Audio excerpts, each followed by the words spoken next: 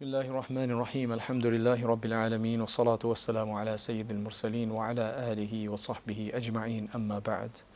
Around suhoor time in England last night, which was just early morning time in India, we received the news of the passing of one of the most prominent and very academic scholars of the Indian subcontinent. He was at his passing, he was the teacher and the Sheikh of Sahih al-Bukhari in Darul Uloom Deoband, which is the greatest seminary and the largest seminary in the Indian subcontinent. And subhanAllah, I just want to just discuss a few things about him, just so that since he's just passed away, he's passed away 25th of Ramadan, according to India time, according to India dates of Ramadan. So that's already, mashallah, very honorable to start with.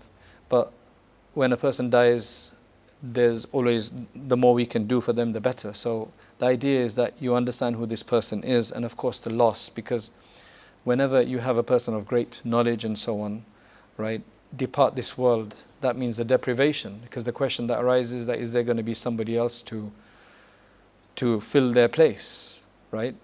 Everybody's going to die, so we understand that everybody's going to die. So one thing is like, okay, he's old, now he's going to die. He did die at an old age, but at the end of the day, this is definitely a deprivation for a lot of people because of the amount of inspiration that he had provided. Me personally speaking, I would say that I've kind of known about him for at least 30 years. And the reason for that is the masjid I later became imam at, he used to actually come there for many, many Ramadans. He came there for many Ramadans. From India, he would come for the whole Ramadan, and lots of people would come from various different places to come and listen to his lectures. So I didn't obviously understand much at that time, and he knew about him and knew he was a great scholar, whatever. I didn't really get to sit with him much until obviously much later. So just a few things about him. He's originally from the northern part of Gujarat, kind of more further north from a lot of the Gujaratis in the UK or in the West in general, from a place called Palanpur. That's where he's from, as far as I know, from a religious family. And then he studied locally first and then in other places, and then eventually he became a teacher at one of the famous seminaries of Gujarat in Randir. And I think he taught there for about 10 years. Now, during that time, I think he's a man of, he's a man of huge strengths, academic strengths, right? He's not scared of anything. He takes everything by the neck, and he tries to deal with complicated matters. So that must have been noticeable and quite clear from a young age, from the time he was teaching. So I remember him telling us, I think it was either last year or the year before, that he was actually invited to teach at Nadwatul Ulama, right? And that in itself is a big thing, because you have to remember both Nadwa and some of the biggest madrasas, Nadwa and Darul Uloom Deoband, Saharanpur, they're all in UP. Some are in eastern UP and some are in western UP. And the UPs, they consider themselves to be kind of the holders of the knowledge, holders of the whole academic aspect, because that's where the big madrasa, that's where the whole freedom fighting, most of the great akabir came from. So that's understandable. Haji Imdadullah, Qasim Nanotwi, Rashid Ahmed Gangohi, and Khalil Ahmed Saharanpuri, rahimahumullah ta'ala, all of them, they all came from, within several miles to one another, mostly from that side. And then you had Nadwa on the other side with Shah Ahmed Shaheed and a lot of others. So there's a huge history down there, right? Not to say there isn't history in other parts of the country. There's a huge history, but in terms of the more recent academic excellence, it's there, right? For him to be invited there, that's already a big thing, but he didn't go. There were several reasons he said he didn't go. And then after that, he was invited by, I think it was Mawlana Manzoor Nu'mani, I think it was Sheikh Abul Hasan who invited him to Nadwa, but then from Mawlana Manzoor Nu'mani, he actually made mashwara with him, and then he went to Darul Uloom Deoband. Now for a Gujarati to be accepted in Darul Uloom Deoband, right, is not that easy. And especially in those days, it's not that easy. And the reason is that UP had many of the students, and UP had students from all over the place. These madrasas had students from Bengal, Bihar, Gujarat, Tamil Nadu, and all these other various different states. And they had, I would say that maybe some people would argue that maybe they had a bit of a superiority complex because of being the guardians of the deen in that area. So many people would not stand a chance down there. Obviously, many people have gone through the so-called ceiling and become very prominent teachers there, both from Bihar and other places as well. Now, for a Gujarati, I mean, Gujaratis are respected because they generally have the money and they do a lot of the donation, right, in India. So they're generally respected anyway. So they're not looked down upon entirely like that by anybody anyway, right? But for them, from an academic perspective, for somebody to excel like that, Maulana Mufti Saab is Mufti Saeed Palanpuri. He gets a position there. Now he's got a huge challenge, and I remember once he told us, I think again this was this was a few years ago, he mentioned this. He said that when he first went to Deoband, for him to establish himself as somebody serious and somebody to that they to take seriously and not just like a guy from another state, right, who somehow got a job here, to prove his point, he said he started working on a very complicated book. Right, and it's by one of the biggest philosophers called Maulana Qasim Nanun. He's also actually the founder, one of the founding members of Darul Uloom Deoband. Right, he was a very intellectual, right, huge philosopher, really complicated some of his work. So this is called Abi Hayat.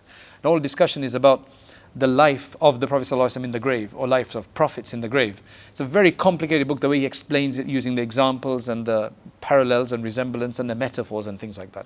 So it's something which many people would find it quite a task to read through and understand and comprehend. So Mufti Palanpuri said that he started working on either a commentary or translation or something like that. He says, I did that riya'an. I still remember his words. He said, I did that riya'an. Right, I did that just to show people that I'm serious, right? That they to take me seriously. But you know what? He didn't have to worry too much, because I remember the first time I visited Darul Uloom Deoband was, I think, in 1992. Right, I'd gone to study 1 year in Tarkeswar in Gujarat, and I took a trip to Darul Uloom Deoband. And I remember after discussing with the students there, they basically said that the lesson that everybody attends, because remember Darul Uloom Deoband has thousands of students. Now it's got even more than it had in those days. It's like a university setting where there's no register for class, as in smaller seminaries. We have registers, so you better be in class, otherwise you get in trouble. There, it's you want to study, you study, right? Yes, if you do certain things wrong, they have certain disciplinary measures, but otherwise there's no force. There's nobody's going to force you to come into class, right? Generally, at least in the top level, because I think at that time there were several hundred people, a few hundred people in Dawratul Hadith in the Bukhari class. Right, in the last year, the graduation year. Now I think there's a few thousand. So I still remember the class that would be full to the brim, everybody would attend just because they wanted to, was the lesson of Sunan at-Tirmidhi, which is what Mufti Palanpuri taught for many, many years. So in that class, everybody would attend. Many of the other classes, sometimes, there would be missing students, but that one, everybody attended. Why did they attend his classes? What's going on? What is it about this man? I've observed him quite closely, because I've had quite a few, alhamdulillah, I've been honored to have quite a few discussions. He had a bit of a liking for me, I would say, alhamdulillah, right? Especially later on, and so on. He's told me off as well. I remember once he told me off. I went from several years after that first incident, I was in Saharanpur, and this was in 1999. And I went from Saharanpur to visit him, and I was told that by his son that you could go and try to see him. But he told me off. Why did you come at a time when, can you not see that sign? And I hadn't seen the sign, right? So I did get a bit upset and everything like that. But alhamdulillah, all of that, you can't. This is a huge individual. This is a huge individual, and it was right that I had gone at a time when it was not visitation time. And anybody who's productive has times. So thereafter that, whenever he would come in England, I would meet him. Whenever I would go to the fiqh seminar, and he would attend, mashallah, he'd always give me some time, alhamdulillah. So what was about him is that he was very bold, very intellectual, and he did not shy away from difficult tasks and difficult topics. He would literally go after difficult topics. That's why one very complex work that we have, right, is the Hujjatullah al-Baligha, right, which is basically the book by Shah Waliullah, one of the spiritual and academic forefathers of the education and the scholarship of the Indian subcontinent. So he's written a several volume commentary of it in English. We're actually covering this book right now with a small group of ulama, and his edition is probably the best edition out there. Otherwise the edition is because it's a very complicated book to start with, and he's gone very far to basically unraveling it, explaining its difficulties and so on. He's got numerous books to his name. He's got tafsirs to his name, hadith commentaries, other small things. He's written books on mantiq. He's written books on hikmah, on philosophy, right? To dumb it down for students. So what is the secret? Why would students attend his class, right? And why would so those were scholars, right? And in England, when he would come, there would be so many people that would attend his classes. This would be both ulama and non-ulama, non-scholars. Why? Because he would, and this is one of my greatest admirations for him, he would take the most complicated topic, dumb it down, right, in a way that was palatable, comprehensible for the layman, and he would explain it. He would not be frightened about that. Lots of others, they don't deal with sensitive topics. He would deal with sensitive topics. Yes, sometimes he did cause controversy by that. He would deal with numerous topics, especially against bid'at and so on. Sometimes he was, very vocal about these things, and he could ruffle feathers with some of these things.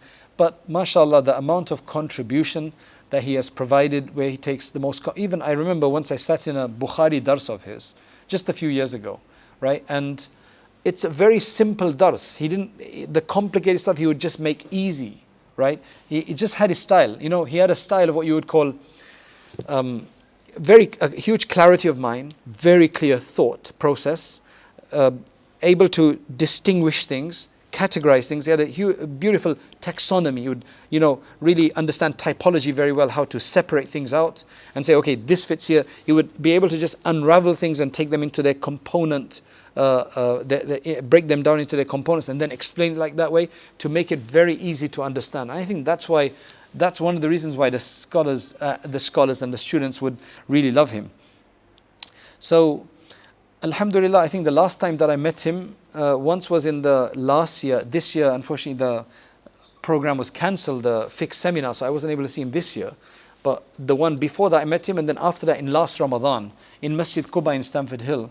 So before I left Australia, I went to visit him, and alhamdulillah, he had just completed with somebody else working on, again, Bayanul Quran of Hakimul Ummat Mawlana Ashraf Ali Thanwi is supposed to be an amazing tafsir, short, relatively short, like shorter than Ma'ariful Quran, etc., full of just amazing subtleties from various different subjects, about tasawwuf and Quranic tafsir, anecdotes and things like that. Not very easy to read in some cases. So with somebody else, Mufti Saeed has just released the first volume last year. I don't know if a subsequent volume has come out. So he gifted me the first volume of Asan Bayanul Quran, where he's the language has made it easier for people to be able to benefit from the wisdoms of Hakimul Ummat Mawlana Ashraf Ali Thanwi. So as I said, he would take complicated matters and he would deal with them, and there's not too many ulama that do that. And I think that's probably where he was in terms. I remember once in Ramadan, I said to him, can I study a book by you? Because this is a wonderful opportunity. I was an imam in that masjid at that time. So he says, no. He says, the Ramadan is the time for the Quran. And he says, I'm Kacha Hafiz, which basically means that my memorization of the Quran is not very strong. So I have to do a lot of effort for it in Ramadan, right?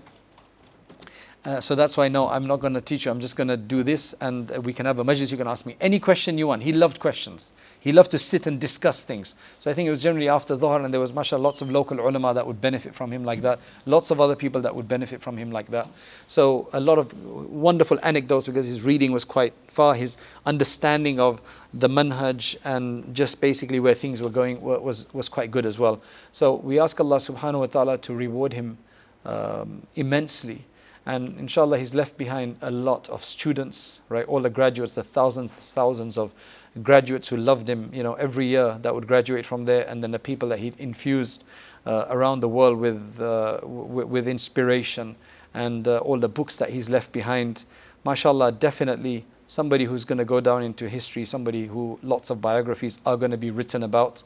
And just please pray for him and for his family, and pray that we can also follow in the wonderful work and the footsteps, the wonderful footsteps that he led.